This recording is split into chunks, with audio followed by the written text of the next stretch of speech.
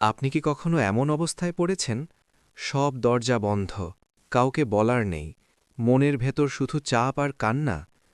হয়তো আপনি হাসছেন, কিন্তু ভেতরে ভেঙে যাচ্ছেন। আজকের ভিডিওটা শেষ পর্যন্ত দেখবেন, কারণ শেষের কথাটা হয়তো আপনার জীবন বদলে দিতে পারে। একটা ছেলে ছিল, নাম তার সালমান। ছোট শহরে বড় হয়েছে। বাবা মারা গেছেন।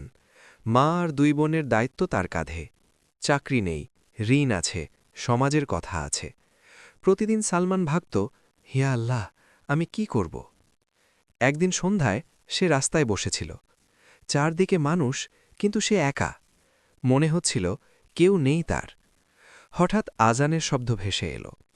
আল্লাহু আকবার! সালমানের বুক কেঁপে উঠল। সে মসজিদের দিকে গেল। মসজিদে ঢুকে সে শেষ কাতারে দাঁড়াল। নামাজ পড়তে পড়তে তার চোখ ভিজে গেল। সেজদায় গিয়ে সে ফিসকিস করে বলল, ইয়া আল্লাহ, তুমি ছাড়া আমার কেউ নেই। তার চোখের পানি সেজদায় পড়ছিল। নবীজি সাল্লাল্লাহু আলাইহি ওয়াসাল্লাম বলেছেন, বান্দা সেজদায় থাকলে আল্লাহর সবচেয়ে কাছাকাছি থাকে। সালমান তখন আল্লাহর খুব কাছে ছিল। নামাজ শেষে সে উঠে যেতে পারছিল না, মনটা ভারী ছিল। সে আবার হাত তুলল, হে আল্লাহ, আমি শক্ত না, কিন্তু তোমার ওপর ভরসা করি। সেই রাতে সে অন্যরকম ঘুমাল, মনটা একটু হালকা ছিল। পরদিন সকালে সালমান ফোন পেল। এক পুরনো বন্ধু বলল, তুমি কি কাজ খুঁজছ? সালমান বিশ্বাস করতে পারছিল না। সে ছোট একটা চাকরি পেল, বেতন ভম, কিন্তু হালাল। সে প্রথম বেতন মায়ের হাতে দিল। মা কাঁদল। সে বলল, বাবা, আল্লাহ আমাদের ছেড়ে দেননি। কিন্তু ভাই, জীবন মানেই শুধু সুখ না। কয়েক মাস পরে অফিসে সমস্যা শুরু হল।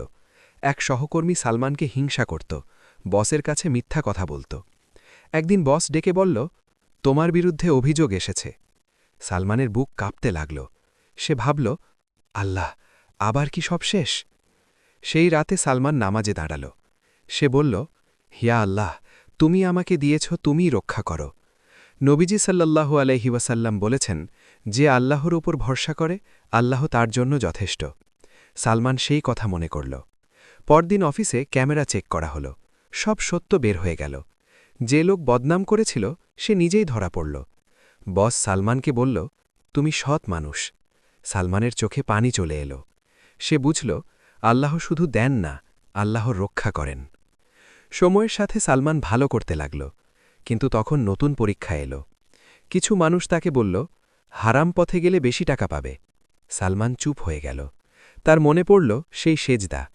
সে বলল, আমি আল্লাহ ছাড়া কাউকে ভয় করি না। সে হারাম ছেড়ে দিল।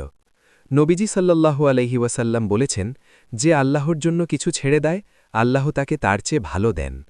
সালমান নিজের জীবনে সেটা দেখল। কয়েক সপ্তাহ পরে এক বড় কোম্পানি থেকে অফার এলো, বেতন ডাবল। সে সেজদায় পড়ে গেল। আজ সালমান শুধু নিজের কথা ভাবে না, সে গরিবদের সাহায্য করে, মসজিদে দান করে। সে বলে, আমি যখন কাঁদতাম, আল্লাহ শুনেছিলেন। ভাই, আপনি হয়তো আজ সালমানের জায়গায় আছেন। চাকরি নেই, চিন্তা আছে, মানসিক চাপ আছে। কিন্তু মনে রাখবেন, একটা সেজদা জীবন বদলে দিতে পারে। অনেকে বলে, আমি তো দোয়া করি, কিছু হয় না। ভাই, আল্লাহ দোয়া কবুল করেন তিনভাবে: সঙ্গে সঙ্গে, দেরিতে, আখেরাতে জমা রেখে। কিন্তু দোয়া কখনো নষ্ট হয় না।